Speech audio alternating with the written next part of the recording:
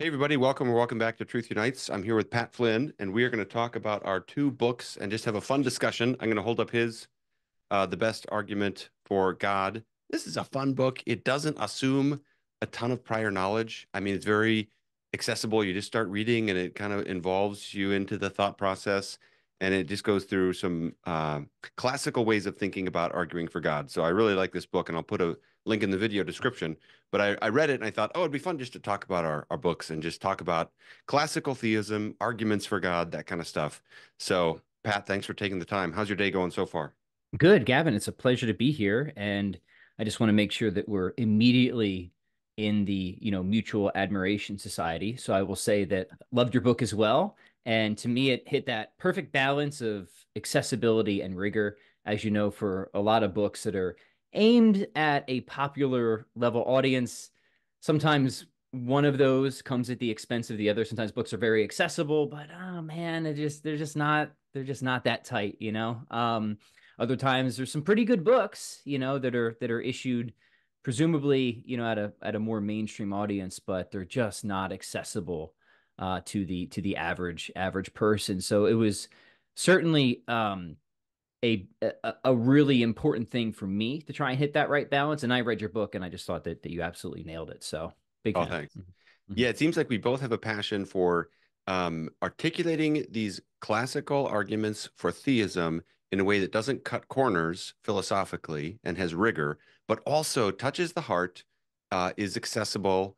And that's how I feel about these arguments. They don't need to be cold and distant. They actually do strike the heart. I actually think these arguments for God strike us at an emotional level. I know maybe we'll get into that a little bit, but that kind of human touch, I felt that in your book as well. And yours goes through the co various kinds of cosmological argument type appeals a lot, but you get into others as well.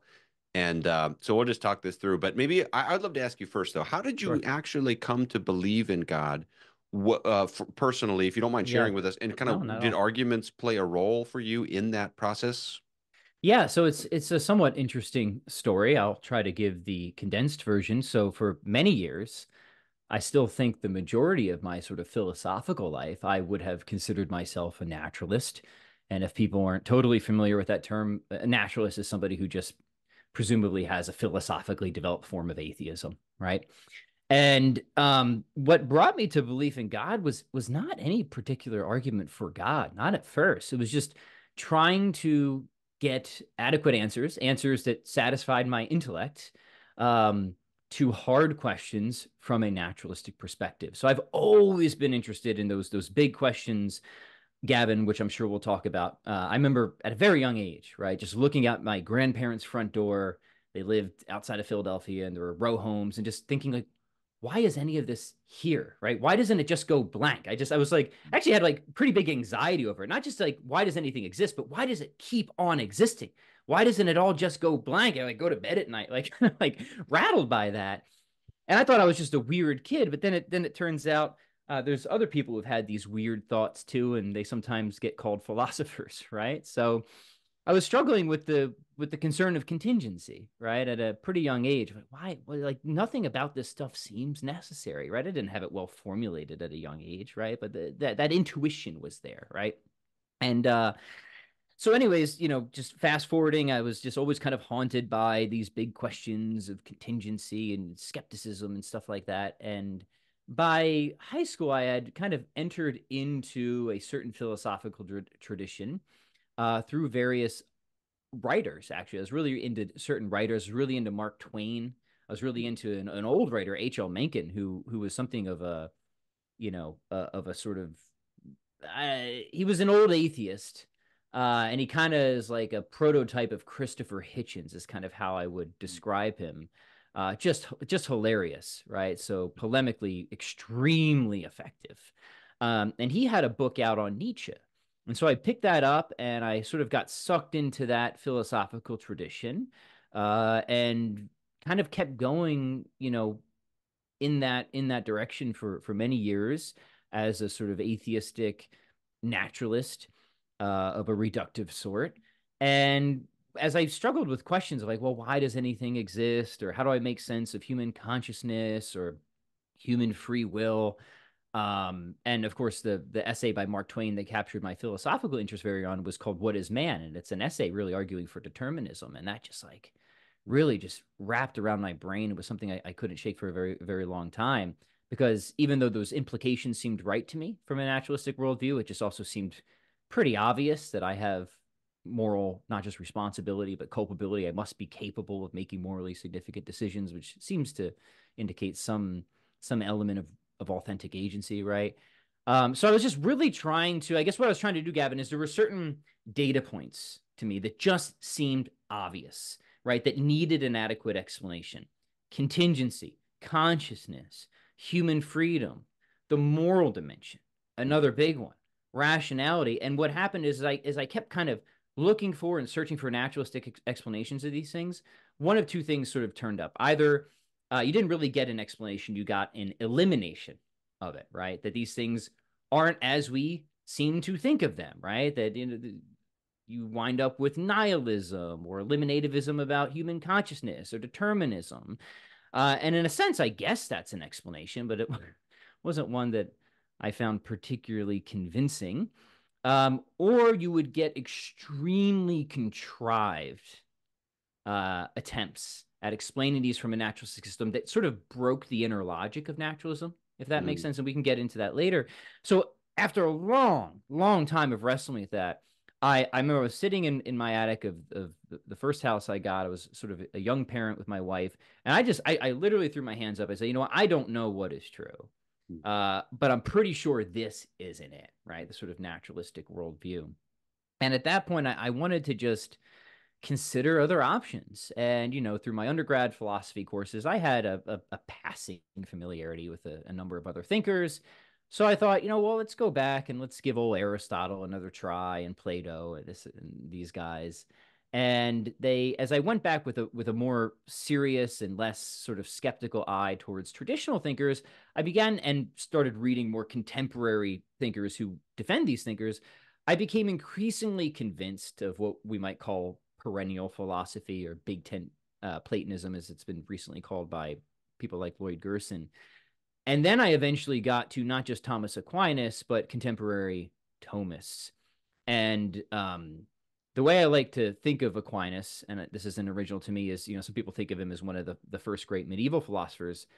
I heard it said that he's really kind of the last great classical philosopher, right? That he's sort of the acme of classical philosophy, of Big Tent Platonism, the man who sort of synthesized these different traditions of Aristotelianism and Neoplatonism into just this beautiful, organic, holistic philosophical system that to me, Gavin, finally seemed capable of answering these puzzles, these riddles in a principled way and in a systematic way. That was the other thing. Like the answers weren't ad hoc or contrived because there was an obvious problem, but just starting from the kind of basic metaphysical system, we could have a really nice unified account of all the things that I think needed to be accounted for, from contingency to human agency to the moral dimension.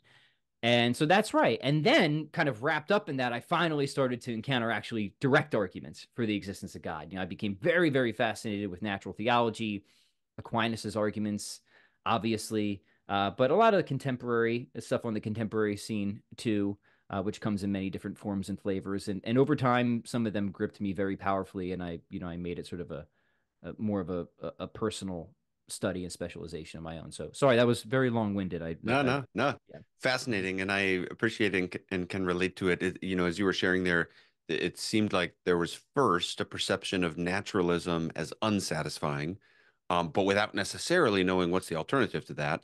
And then it was kind of this process of discovery, and I can relate to that in my own life. I was a Christian from a young age, but I Yeah. went through 2 seasons of angst about it where basically nothing super dramatic, but just kind of going back and saying, wait a second, am I sure about this? And really working it through. And I had a similar experience of looking at naturalism and just thinking, both existentially and intellectually, this feels pretty barren. Um, and then just finding theism to be in classical theism, as we'll talk about, such a um, rich world, an elegant worldview. There's a beauty to it, a symmetry to it. Mm-hmm. So we'll talk about that. I just one more question on your story. I'm curious, was there a particular moment where you know, uh, something that you read really struck you, or you kind of remember a turning point, or something that stands out to you as you look back along the Yeah. narrative? Yeah, there's several. And I want to ask you more about your experience too, but there's a thinker who I'm very much inspired by. His name's Mortimer J. Adler. And Hmm. when I was young, I read his book, How to Read a Book. Fantastic book. I recommend it to everybody. It's really a book in classical logic, just sort of disguised as a book on becoming a better reader. I never realized at the time when I read him when I was young that he also himself was extremely interested in natural theology and the question of God and classical theism. And so many years later, I was surprised to learn that he had a book called How to Think About God, where he sort of develops a his own argument from contingency. And I remember this was one of the first books. This might have been the first book I read on natural theology. I remember getting through it and thinking, okay, I know I haven't considered all the objections to this type of argument. But dang, that just seems like a good argument, right? Sometimes these things just really smash. I read a lot of arguments, right? Most of them are like, blah, blah, blah.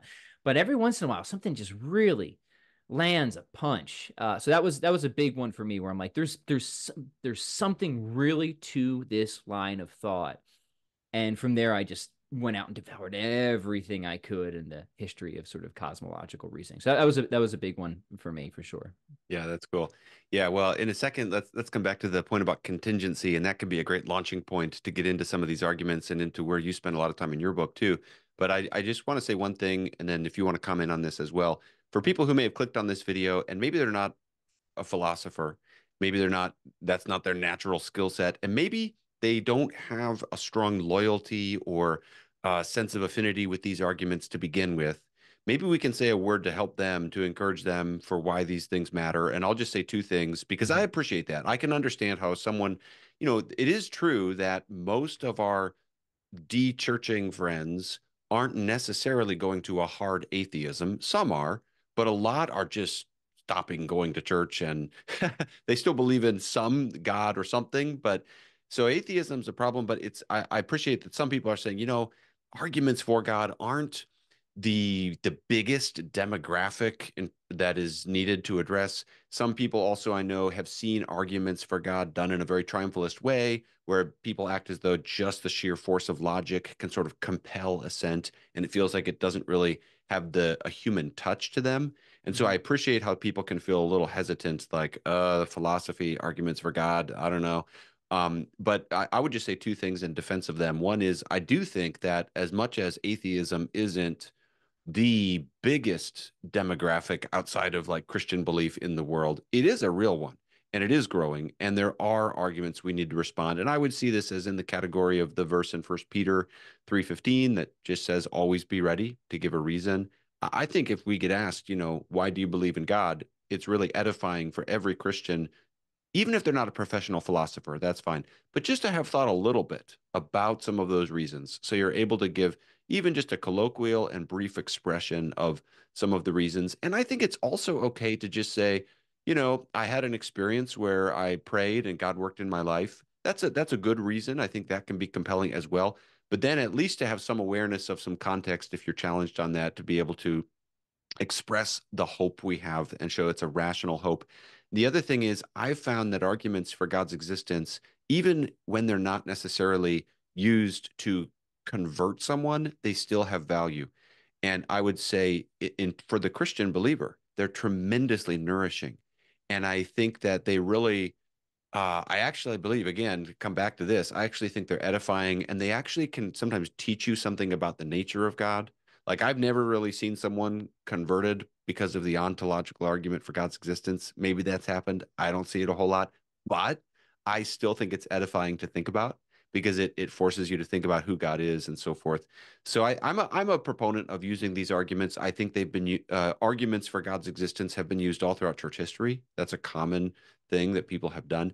So that's a word to encourage people that this is valuable. This is worthwhile. This isn't just people nerding out. Maybe a little Yeah. bit of that, but it's not only that. Go ahead. Yeah, it's easy to nerd out, but that was beautiful, by the way. I think that's 100% correct. I'll just add a few quick comments. One is that when I'm doing, work in philosophy, I always try to think about somebody who was like my former self. I wasn't, I don't think I was a huge brat. right? Like towards religion, and of course, people who are religious could be brats too. Brattiness it goes all around, right? I was somebody who had certain commitments that seemed to me indispensable, and I was looking for a system that could ground those commitments, that could hold it up. So in that sense, I was extremely susceptible to a philosophical case for the existence of God and Christianity. That's not everybody. Different people have different motivations, right?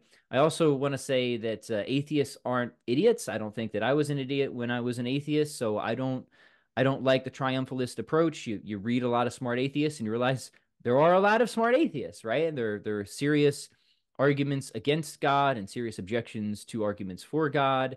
The one thing, hopefully, that philosophy and theology will do if you're trying to do it well is it will humble you.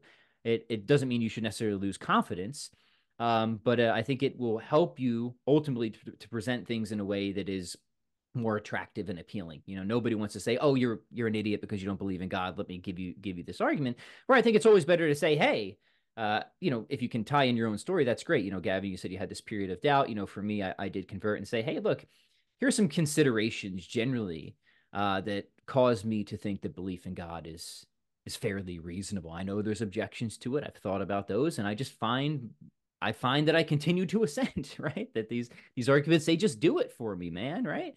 And that facilitates, I find, a much more productive sort of conversation. But beyond that, even I know this is a point other people have made, but I've found this is truly effective in everyday conversation because the vast, vast majority of people, believer or skeptic, are not going to get like, super deep into the metaphysical weeds.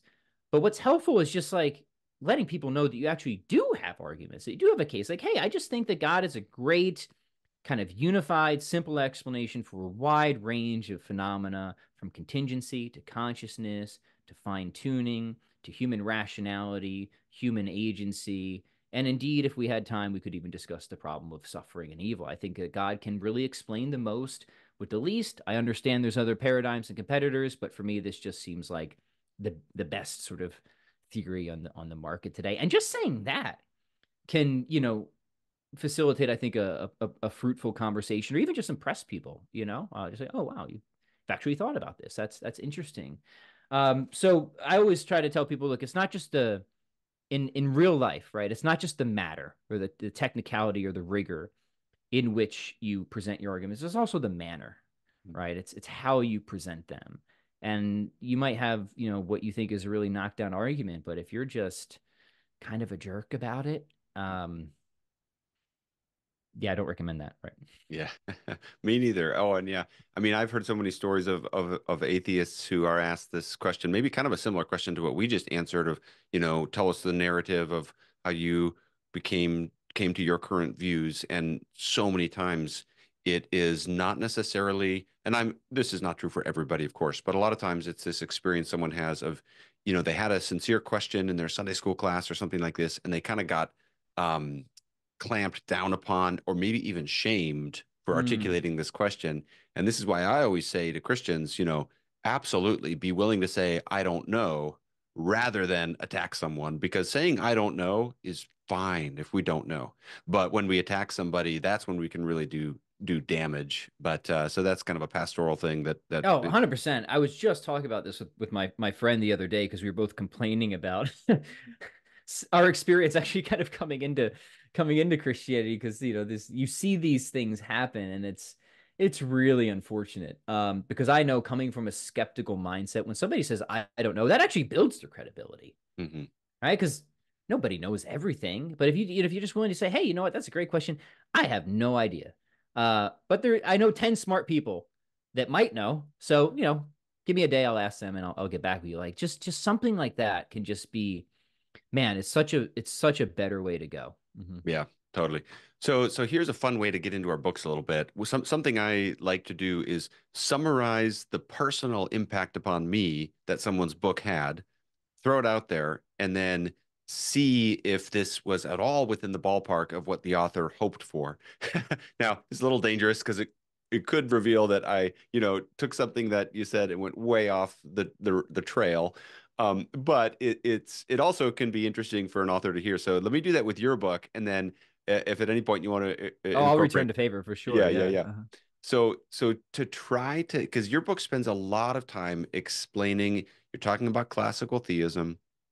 Um, and so, for example, the notion that God is simple, that God is without parts, this comes up a lot. We've talked about that before.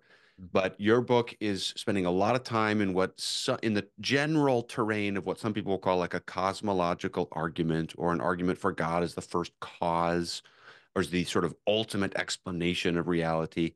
And if I could sort of summarize the sort of net impression I had, it's sort of similar to what uh, Josh Rasmussen, who's a philosopher we both know, I've heard him articulate things along a similar pathway. But basically, you start with the fact that there are contingent things. So Mhm. these are things that are not necessary. They don't need to exist. They don't exist in every possible world. And you just start with this basic curiosity of why are they here? Which is a sort of intuitive question that springs forth from the heart. And the uh, the basic way I could sort of summarize where your book ultimately got me to, as I was sort of thinking along with you, is theism is the least arbitrary way to answer that question. So if you start with any sort of contingency, you ultimately get to a point where theism reduces bruteness the most. Mhm. So every worldview has something that is unexplained that explains other things. But theism has the least amount of unexplained. Mhm. Theism is the least arbitrary. It has the least amount of bruteness. I'm stating the conclusion in a Yes. very colloquial way, not the whole process of how you're arguing. But I'm Yeah. just sort of summarizing kind of that's sort of what I walked away with as I put down the book. That's sort of, if I had to Yeah. articulate in like a few sentences, sort of what it did for me. Yeah. Was this anywhere in the ballpark of what Well, it's you were sort yeah, of hoping? it's I mean it's wonderful. It's exactly what I'm hoping for. In fact, I would go even a little bit further. So the term explanation is sometimes used in different ways among philosophers, right? An explanation to me is just anything broadly that removes mystery. So I actually want to say that theism, classical theism, is the only worldview that can bring brute facts down to zero, that can explain everything. So I don't think that on classical theism you're left with something unexplained. You are, and this might be the way that you're using the term explanation. You are left with something that is uncaused, right? But the idea of classical theism is that at the bottom of reality you have an entity that is, as Bernard Lonergan would describe it, the unrestricted act of understanding itself. Where if we could wrap our mind around the essence of God, which we cannot, there would be no mystery remaining of why God exists necessarily and in the way that he does, right? And the cosmological argument, I think, gives reason, very strong reason to think that there has to be something like that at the basement of reality. Call it the self-explained explainer of everything else. And your points were spot on. I think every other worldview at the end of the day is going to wind up with brute facts. And a brute fact, just for people who aren't familiar with that term, is something that seems to crucially require some further explanation of why it exists or why it has the character that it does. But there just ain't no explanation to be found, right? You're just sort of left with this great question mark. And you brought up the term arbitrary or arbitrariness, and that's important because I think this is an insight that I certainly gleaned by looking at the tradition of cosmological reasoning, and it's something again that I think our friend Josh Rasmussen sort of discovered independently in his own way.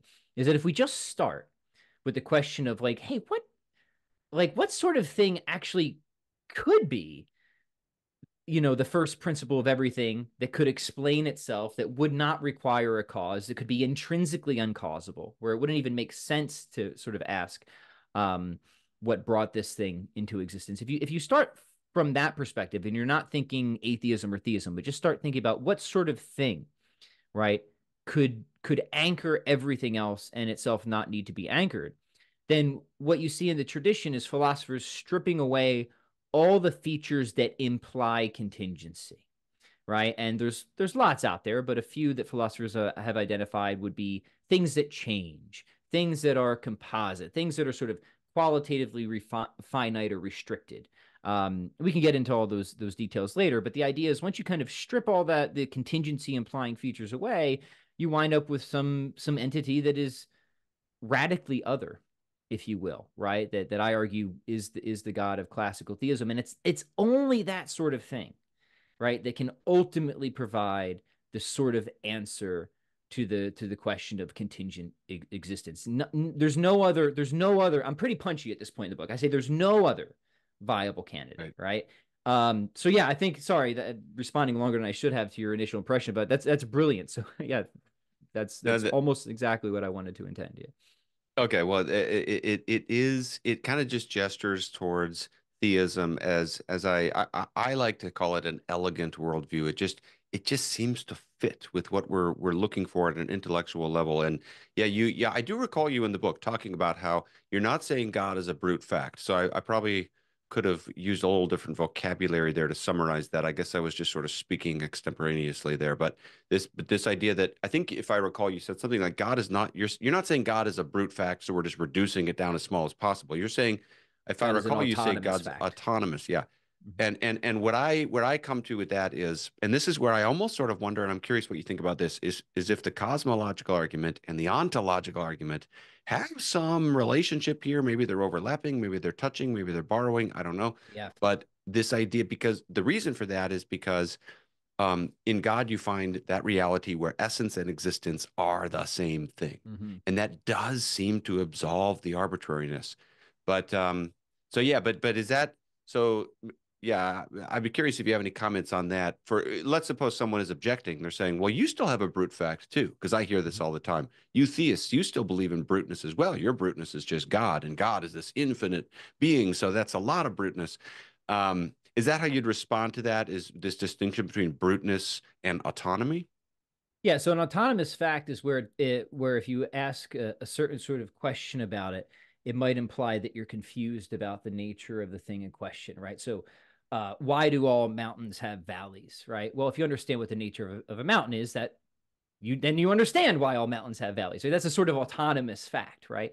So if what we're trying to do is we're trying to find the sort of thing where it wouldn't make sense to ask why this thing exists, right? And what we're saying, what the cosmological argument is doing, is saying only one sort of thing could be that, right? And we're Mm, not saying that we can wrap our mind around it. We're just mm, saying if there were such a thing, it would have to lack all of these contingency implying features, right?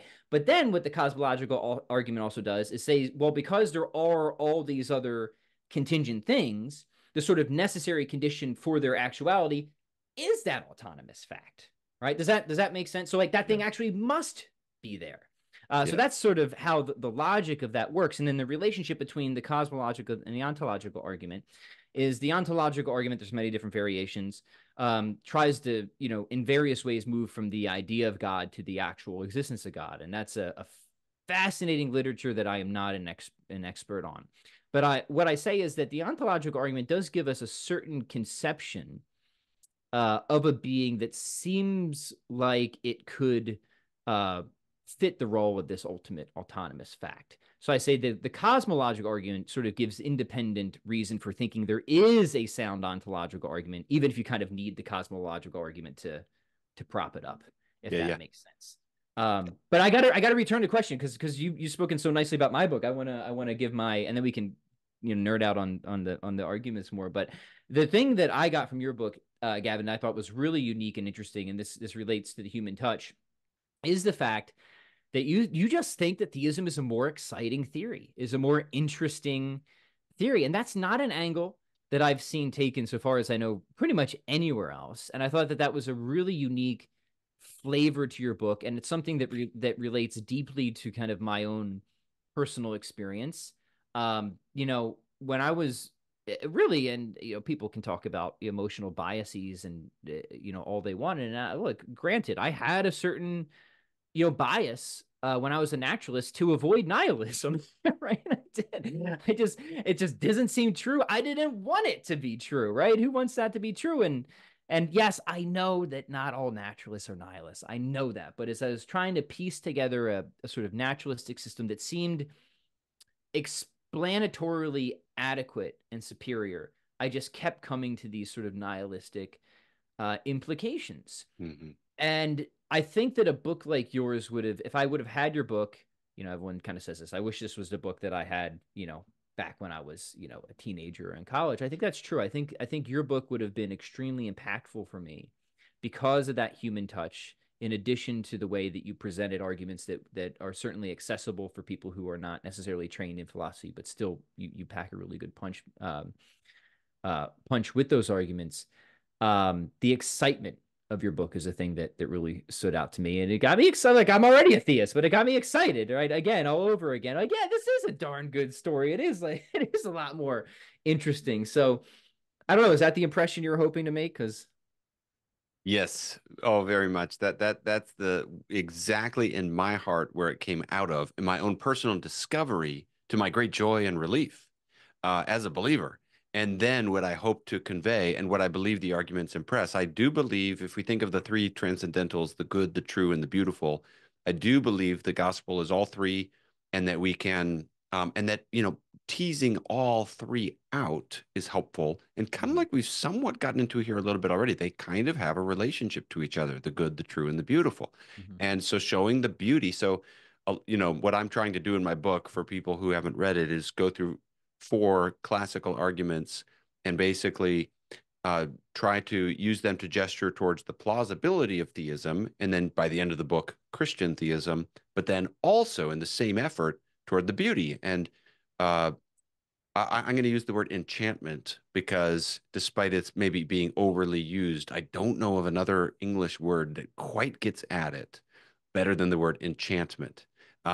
It's the feeling you have when you're a little boy reading a story and yeah, you read the Narnia books for the first time, or you read Lord of the Rings or something, and you just get pulled into a bigger world. A metaphor from the first chapter on the cosmological argument I use is uh, I think G.K. Chesterton is talking about if the universe of the materialist is the correct one, it has somehow shrunk. And what the metaphor is, imagine you've lived in the attic or you lived in the basement your whole life. You've never dreamed of such things as trees or stars. One day you burst through the wall and see a stairway going up, and you see light coming in underneath the slit at the bottom of the door. And the thought comes into you like, wow, who knows what could be up there? I think the emotional impact of theism, if you go from naturalism to theism, should be like that but infinitely more. Because theism expands reality. And then in the book, I talk a lot about happy endings mm-hmm, in connection to the moral argument, and then also in connection to the resurrection of Christ, trying to show both of these should gesture not just toward that objective moral values exist and that Jesus did rise from the dead, but that that has an implication for us existentially and emotionally. And the implication is not only a happy ending, but that the happiest ending imaginable for those who are in Christ will be true. And what you're longing for at the ending of your favorite movie, when it all comes to symmetry and all is well at the end of a movie, that actually is what the Christian gospel predicts. That's what the resurrection of Christ tells us, that for those in Christ, evil will not only be ended, it will somehow be mended. It will somehow turn to good and to glory. And I just find that, the word enchanting, I don't know if I've thought about changing yes. the slogan of Truth Unites from gospel assurance to something related to enchanting. Even after all these years, I can't think of a good Well, I, a I good way love to work it in. enchantment. It reminds me of a book that I read a long time ago, and it wasn't like a heavyweight philosophical book, but it was by, what was his name? The book is called Chance or the Dance. Maybe you've read Mm, it. And it's mm. just all about the enchantment of a theistic worldview. And it was beautiful. It was captivating, and it had a great pull on me, even though like it wasn't some, dense philosophical work. I'm sure somebody can comment the author, but yeah, it was called Chance or the Dance. And Chesterton's great on that too, of drawing out the sort of, yeah, enchantment's definitely the right word. And that's true that theism is, man, it is such a rich worldview, especially if you're coming from a naturalistic worldview. I mean, I had that experience like, oh boy, there, are there new horizons to explore here? And for my background too, it's not like once I came to belief in God, I didn't immediately become a Christian, kind of, I don't know, kind of your average cliche thing is, as I was kind of veering towards theism, I was looking towards more Eastern religions and stuff like that first, but then, eventually sort of made my way back around because, and honestly, I think this is right, Gavin, and this is what you're gesturing at. Once I already had the belief in God and classical theism, Christianity was too good not to be true. Mm. Yeah. if that makes sense. Great way to put it. And I've felt myself in myself this desire to be careful with this more affective emphasis on the arguments, not wanting to go too far, as though, well, because it is beautiful, therefore it must be true, and going too glibly in that way of thinking. On the Hmm. other hand, I do think that it is rational for beauty to have some role in our Yeah. decision making. Oh yeah. And the metaphor I used at the beginning is Puddleglum in the Silver Chair, where he's considering whether or not this sorceress is telling them the truth, and she's basically telling them they're underground in a cave or under the world, really, and she's saying there is no overworld, there's no sun, there's no trees, there's no Aslan. And his basic response is, if that's the real world, um, it's not really worth living for. Then the fake world we've dreamed up beats the pants off the real world. And he basically says, I'm going to look for the real world, even if you're right. Mm. And there's a way of making that kind of appeal toward naturalism that I think is valid. It's not saying theism must be true or something other than naturalism must be true because it's beautiful. But I think the very fact that naturalism is sort of vitiating I'm going to go as strong as to say I think naturalism vitiates our very humanity, our most basic instincts about good and evil, Hmm. about meaning. I do think it touches pretty deep into what makes life worth living for human beings if you think it through all the way. Hmm. And I think Puddleglum's appeal is a reasonable appeal to be considered alongside other factors as well. Yeah, and it's something that's appealed to among, in areas that aren't even related to what we're talking about, right? Scientists and philosophers often will go with a theory that is more beautiful, right? More elegant. Why is that? It's an interesting question. I think if you're a theist, actually makes a lot of sense. But I'll say just, yeah, personally, if other things are equal for me, right? Mhm. Beauty kind of has this ring of truth that it'll break in a certain direction for me. That's often been the case, and even beyond disputes concerning the existence of God or religion, right? It just has that sort of ring of truth to it, if that makes sense. Yeah. Right. Yeah, and even if the only value of it is just to motivate you to think really hard, Hmm. like even if the only value is to say, well, I'm not really 100% sure, but the fact that the desirability of this option versus these various other options is so starkly different, I'm not going down without a fight. I'm going to read a lot. I'm going to think a Yeah. lot. That's a totally valid effect that it might have. That's sort of how my friend Michael Rhoda, he's done some published work on Pascal's wager, and it's not an argument that I've spent a huge amount of time in, but I know he likes to issue it in a sort of more modest way. And he says, "Hey, look, if you looked at the arguments for, say, theism, and you've looked at the arguments for atheism, or I think he's even more restricted than that. I think he's like, if you're 50-50 between Christianity and atheism, right? Mhm. Well, look at all the sort of reasons we have to think that a life of religious living is a really good thing, not just for what you might gain, in the hereafter, but he looks at all the kind of contemporary research of the positive effects it has in this life here and now. He says, well, now it seems like it becomes very reasonable to at least lead a life of religious seeking.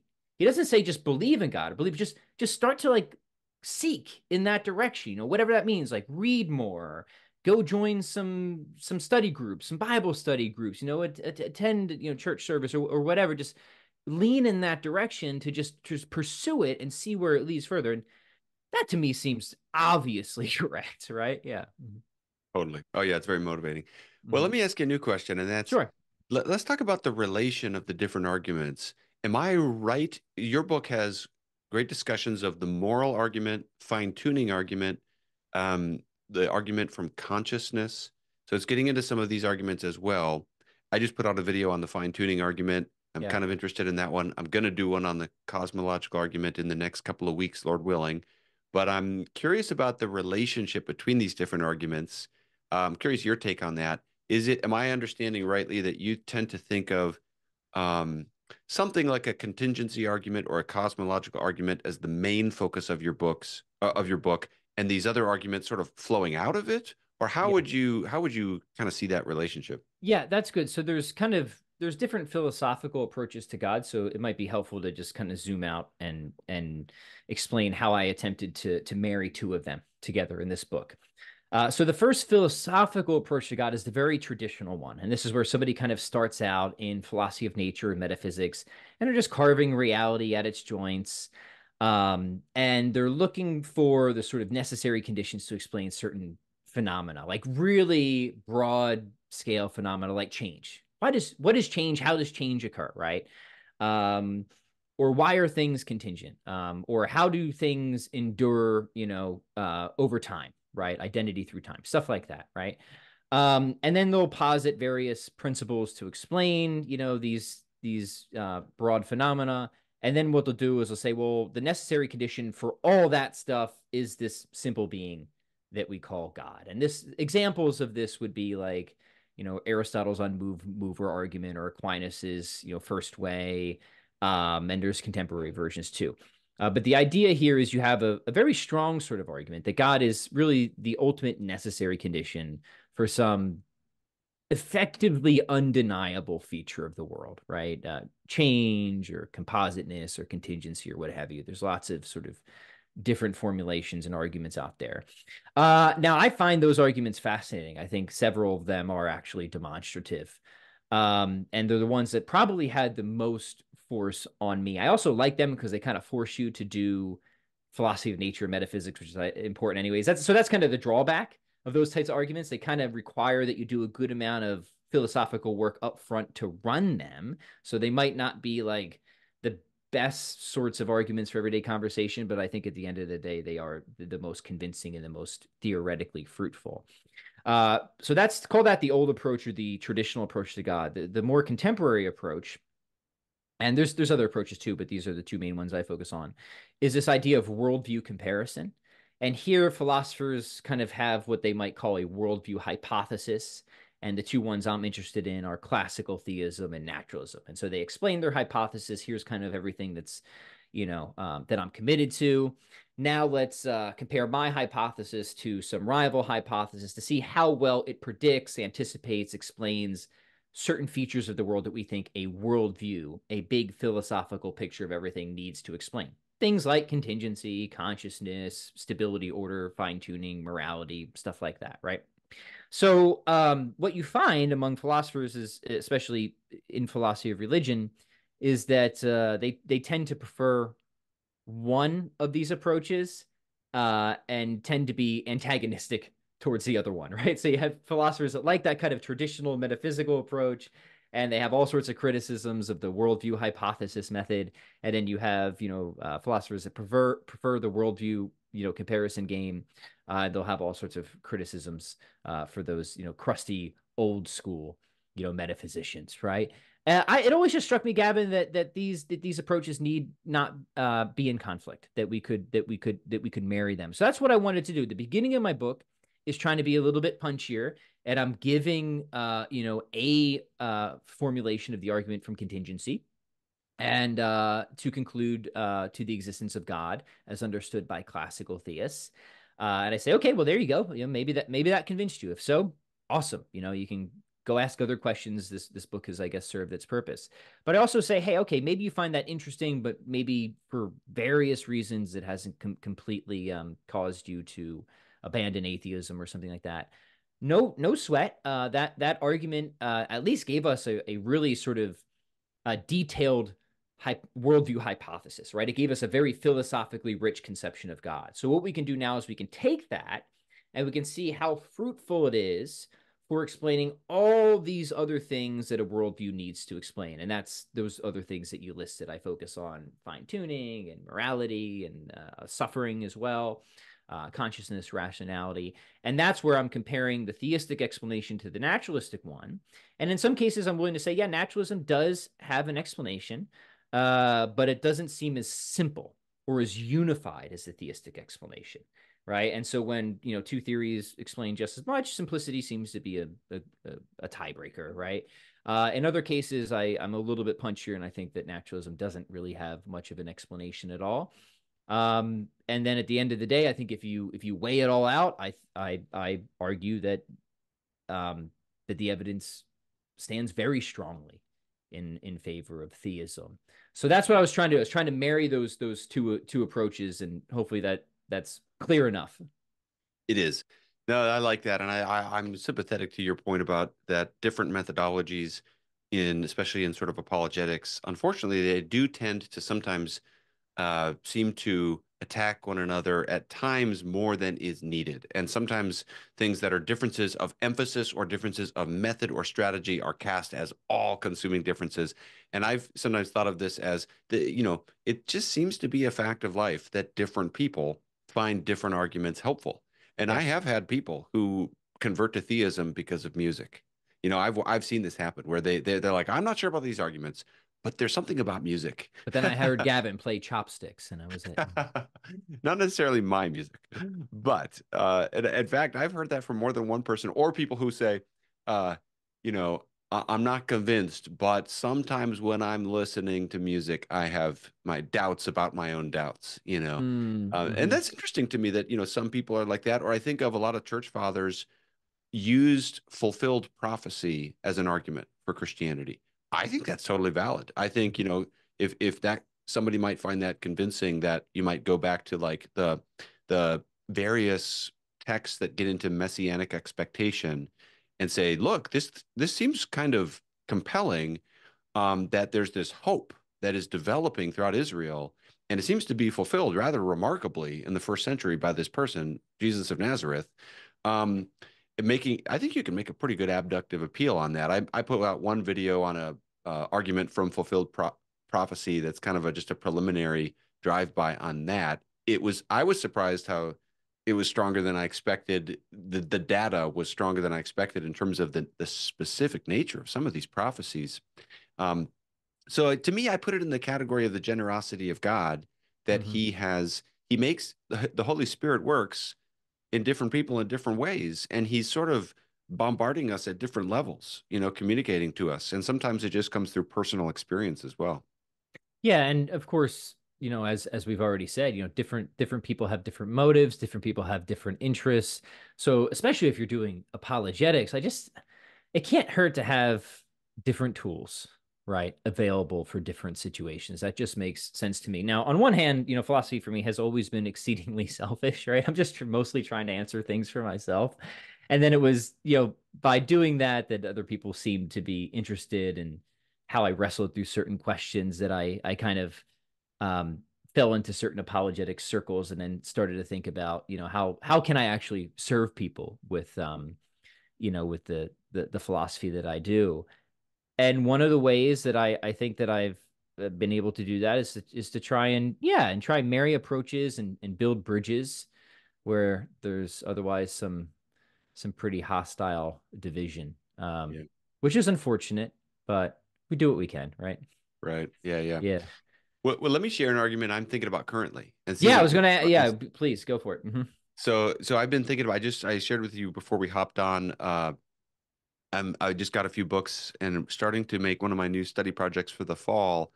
The argument from eternal truths. So this is Mm-hmm. how it's often cashed out, and this comes from Augustine and from Leibniz, Hmm. and it's Ed Fazer's book, Five Proofs of the Existence of God. One of the chapters there is on it. And I recognize this is probably not the strongest argument, or just in the spirit of what we just said, the most convincing to the most number of people. But for some reason, it really helps me and is interesting and intriguing to me. And the basic idea is, there are eternal truths. Theism explains that better than the alternatives. So, Hmm. eternal truths are things like mathematical or logical truths, to give two examples. So, it seems, now, not everyone believes this, of course, but it seems, and most people do believe, that 2 plus 2 equals 4 is an eternal or necessary truth. It just seems like even if physical things didn't exist, Yeah, 2 right. plus 2 would still equal 4. And I think, and so then you ask, well, how do we explain that? And Leibniz and Augustine and others are arguing that having an eternal intelligence is the best way to make sense of it. And I think what I find so interesting and intriguing about it is when I was sort of doing the Puddleglum thing and looking down the road at naturalism and saying, ugh, this is not enchanting at all. One of the things that struck me about naturalism is the sense of it's almost sort of fluctuate, like reality is highly fluctuating. It's hard to tell what it is out there that makes things really distinctly themselves. Yeah. It's hard to have a real robust philosophy of identity, even for a human person. Why am I the same person today that I was 10 years ago? When my body is constantly changing, my mind is changing, and the idea that that things have essences seems easier to posit on a non-naturalistic worldview, such as theism. Mm-hmm. And so because I saw that particular Right. aspect of naturalism to be so sort of dark and foreboding, Mm-hmm. when I'm looking down in the other direction and I'm noticing, yeah, but naturalism can't be the full story because think about 2 + 2 = 4. It Mm-hmm. just seems like that isn't a fluctuating truth. It's not going to be like 10 trillion years from now, 2 + 2 has slid into equaling 3.999. Yeah. You know, Mm-hmm. the intuition we have and what most mathematicians believe is that it has this kind of permanence and exactitude about it. And just Right. something about that, this kind of hard-edged nature to math and other eternal truths, to me, really pushes against naturalism. And Mm-hmm. then the big question is, is theism the best way to explain it? Which I think that's where it's harder to make the case. But I just find it fascinating. I'm Right. curious kind of how all Yeah. that strikes you. So I'm broadly familiar with that line of argumentation. It's not something I've thought about super deeply, but here are some half-baked thoughts, right? You brought up essentialism. So traditional essentialism is the idea that, well, essence realism is true, that things really have a particularized nature or essence, right? This is what Aristotle thought. Anyways, I think that that's right. So, I have my humanity, you have your humanity, and our essence sort of constrains our existential manifestations, if you will, right? That our existence is bounded by our essence. So we're sort of we exist in a human way, right? That's how we that's our mode of being, if you will, right? And essentialism is nice because I think that this helps to ground a lot of necessary truths, which you've indicated, including moral truths, right? It's just going to be the case necessarily given what human nature is, that certain things will really cause us to flourish as that kind of being, where other things will really cause us to live a life of unhappiness, right? To not flourish. So I think essentialism is extremely theoretically fruitful for making sense of a lot of truths, including necessary truths. And so then the question is, okay, can naturalism give us a grounding for essentialism? Can theism give us a grounding for it? If they both can, which one should we prefer? Well, in one sense, it's kind of easy because most naturalists reject essentialism. They're nominalists. They totally, right at the gates are just not in that camp, right? I mean, sort of almost defining of naturalism is nominalism, right? Now, I guess in recent years, that isn't always the case for all naturalists, but there's a philosopher named Lloyd Gerson. He's got a book called uh, uh, Naturalism in Philosophy. He gives, I think, a very convincing and rigorous argument that naturalism is sort of a package deal, that if you're a naturalist, you better accept nominalism, mechanism, a mechanistic philosophy, that is, determinism, and even skepticism, right? And he thinks it's extremely ad hoc if you start to try and break away from any of those commitments as a naturalist, right? So, right. So I think that in that sense, some naturalists will just deny essentialism. So if you're committed to that, then you might have reason to go with theism. But I think no, I think we can go even further.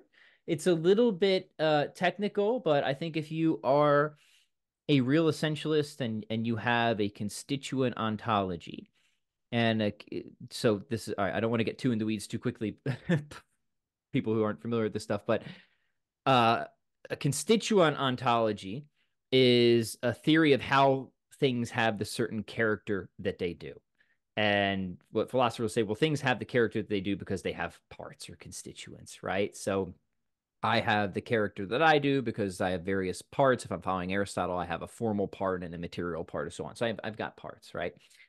And I think this sets up for a nice little argument for the existence of God. Whereas if we have at least kind of two different constituents at the bottom level, following Thomas Aquinas, of an essence element and an existence element, you have a sort of relation of interdependence between these, right? Where the existence element, the actuality element, requires the essence element for its individuation to be the existence of Gavin or Pat or whatever, right? Whereas the essence element requires the existence or actuality element to have any presence in reality. And I actually think this causes a big circularity problem that, upon further analysis, actually leads to contradictory results. Now, why is that significant? Well, if that constituent ontology is right, it means you can't stop at composite objects, um, because they produce a paradox, which means you better start looking for a cause of that stuff, right? So I think that kind of eliminates even a naturalistic, if you just want to say, no, we'll just stop at the composites, but I'll hold on to essentialism. I think these type of considerations push you beyond that. And then, of course, I'm going to argue whatever that ultimate cause is, it must be absolutely simple, whose essence just is its existence. And then we're at classical theism. So that's kind of how I took your consideration of necessary truths and kind of fed it into essentialism, and then would maybe turn out an argument for God. Yeah. It's Maybe awesome. that's legitimate. I don't know. I need to think about it more, right? No, it brings up again what we talked about of the relation of these different arguments and Yeah. how they touch one another and influence one another. And I like that way of thinking. I do. I mean, as much as I love utilizing different arguments, I do think this basic appeal that you have made in your book, that's more in the realm of, what Thomas Aquinas is doing, for example, in the Summa Theologica, when he's arguing for the existence of God, at least certainly the first four of the five ways. I think that seems to me sort of like ground zero of where we work. And then the other things are valuable, but they do seem to have a relationship to that. That seems like at the Yes. core of how Right. we really understand who and what God is. Yeah, and not only that, but real quick, because again, this is why I kind of like the traditional approach, because you have to do a bit of metaphysics up front. But Aquinas will say, hey, the forms can be contained in reality in one of two ways. They could be contained materially, where there just is the material form of that thing, like a cat, like that particular cat, or they could be contained in a way that form contains form, which is intentionally, right?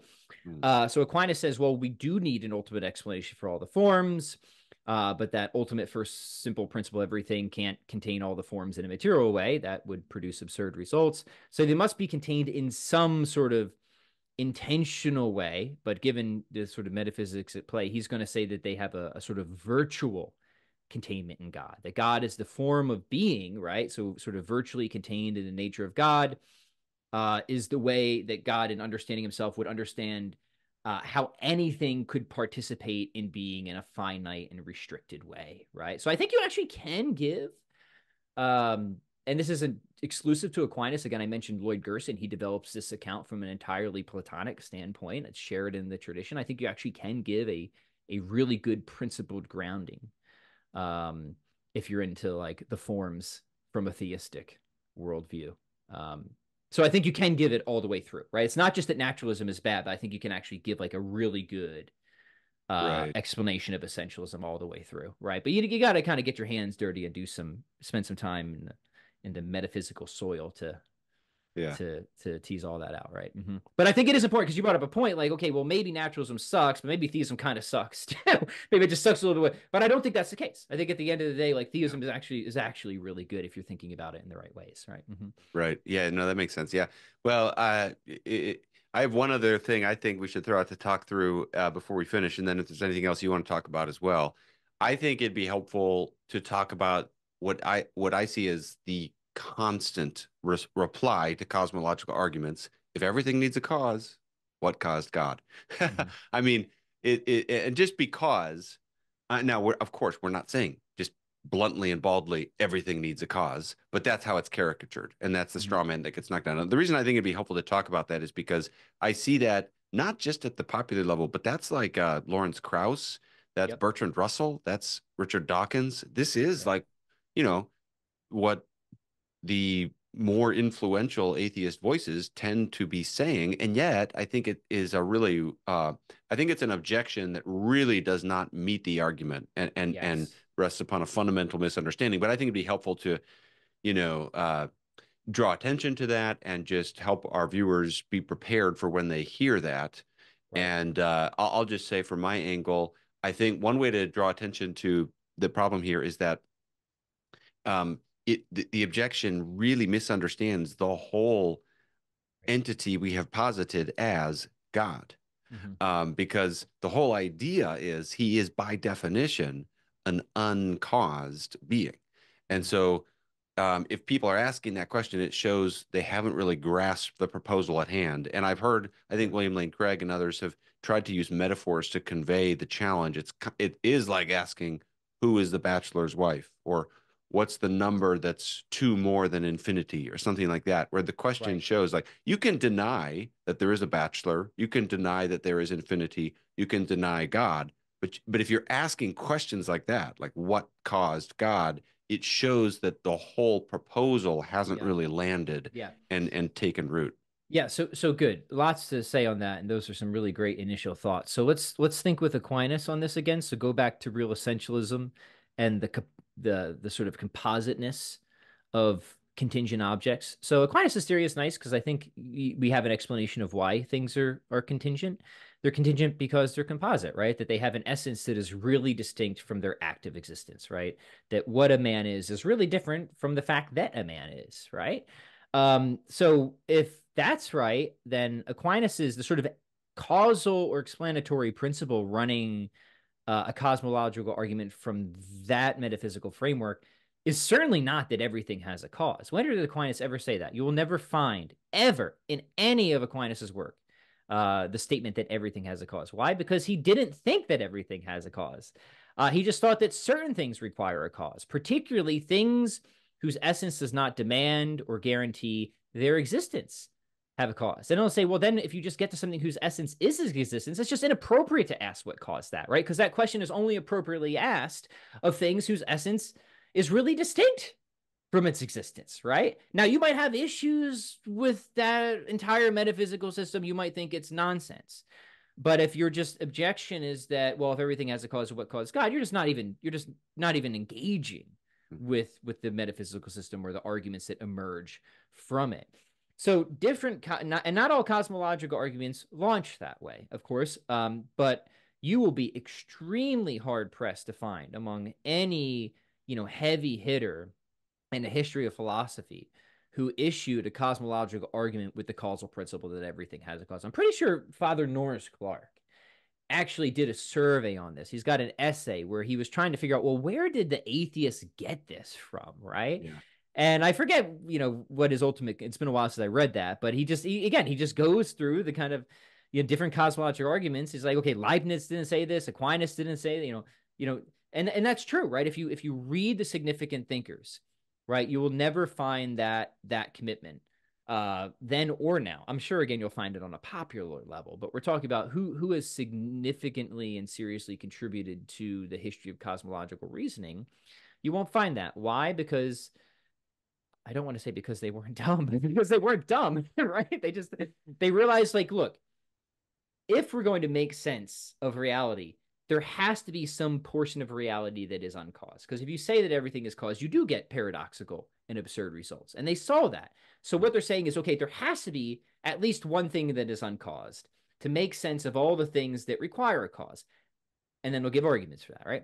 And then what they'll say is, okay, well, what sort of thing could be uncaused? What kind of what could be that sort of thing, right? And then that just gets back to what we discussed at the beginning of the episode, right? Well, it can't Right. be like any of the other things that are contingency implying. So I also want to be clear, like, even though this is it's one of those vampire objections, where it just comes, it doesn't matter how many times you try to strike it down, it just comes up again and again and again. It is not an objection that you almost ever see among sophisticated atheists. And that's not to say that some of the people you mentioned weren't sophisticated. They certainly weren't. I mean, Russell was a genius, but sophisticated atheists are like those atheists that are engaged in philosophy of religion, actually analyzing the arguments for God and giving their own objections. You'll almost never see this type of objection there. It's sort of something that is occurs a ton on the popular level, but you almost never see it on the professional level. Mm-hmm. Right. Yeah. And you see it, yeah, you see it in the kind of trade books that are, like the God Delusion, which don't give you the best arguments for atheism by any stretch, but they influence people. And I will say, if people want more on this, Ed Feser in the book Five Proofs of the Existence of God, he circles back to this objection and says something very similar to what we're saying right now. Three times, I think. And at the end, the last time he does so is in the final chapter where he's going through objections, and he tells the history of this that you referenced, and he talks about the influence of Bertrand Russell, and he basically is showing that he points to like one or two examples that maybe Russell was responding to, but it's like, as you say, extremely rare, and it's not the primary proponents and like architects of this argument. And so he kind of shows you the history of how this objection came into the mix and got so popular, and thereby shows how it really misses this substance of the argument. So anyway, I just thought that'd be helpful for people because we're going to hear that. Hey, this has been fun. Anything else before we finish we should talk about? Like I said, a video description to your book in the video, or link to your book in the video description.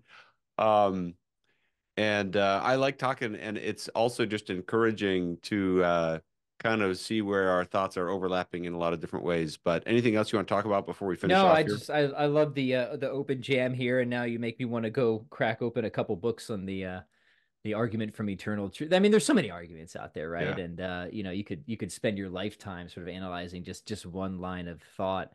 And I'll say there's a lot of arguments for the existence of God out there that I think, at least initially, seem very plausible and promising to me. But I've just spent so I'm a little hesitant, to speak on them just because I don't want. I try not to rush into making myself appear foolish if I can help it, but that's one I want to spend a little bit more time on. And finally, I just want to say, if people don't have your book again, it was really well done, Gavin. I read a lot of books on this subject, and it is rare to find a book that has the sort of the tone where you can tell the author is excited, because excitement is contagious. And you brought up Josh. I'll give Josh Rasmussen a plug too. I think he has that sort of tone as well. Like, it's hard to put Josh down just because you can tell he's just so excited writing it too. And your book had that quality. It was super engaging, accessible. It made me think. You presented arguments there that I haven't thought a lot. Like the argument from math is one that I want to think about more too. So learned a lot from it and made me curious to dive deeper. So to me, all the hallmarks of a great book. I really appreciate you putting it out there. Oh, that's awesome. Thanks for saying so. Yeah. Well, hopefully, because yeah, in my book, I go a little bit into the argument for math already, but I'm hoping for a second pass where I've seen some things in the last few years where I realize I need to go a little further with that. Hopefully, I have a video on that. I'm hoping in like September-ish or so on my channel on the argument from eternal truths, so people can be aware of that and be on the lookout for that. And before we sign off, maybe say anything you want to about what you're currently working on, or about your YouTube channel, or about anything that you think would be good for people to know about your work. Yeah, well, thanks. Appreciate it. I just finished up an article on the problem of evil. I co-authored that with Dr. Jim Madden, and that will be appearing in an edited volume from Palgrave, Ooh, that focuses on the problem of evil with an emphasis on animal suffering. And it's got some other really good contributors there, including on the atheistic side, like Graham Oppy. And so I think it'll be a really good book. So I just finished that one up. And Jim and I give what we think is a pretty strong response from the theistic perspective. So just finish that, and I'm actually working on a dissertation right now. So I'm a current PhD researcher, and I think you'll be excited to hear, Gavin. It's all on divine simplicity. So nice. Nice. early stages yet, but as things develop, maybe will give us another reason to get together and have a chat. But in the meantime, people can find me at my channel Philosophy for the People on YouTube and iTunes. Awesome. Well, I do hope we'll have further talks about this stuff and divine simplicity as well. So, yeah, awesome. Pat, thanks for the conversation. And thanks everybody for watching. And we'll see you next time.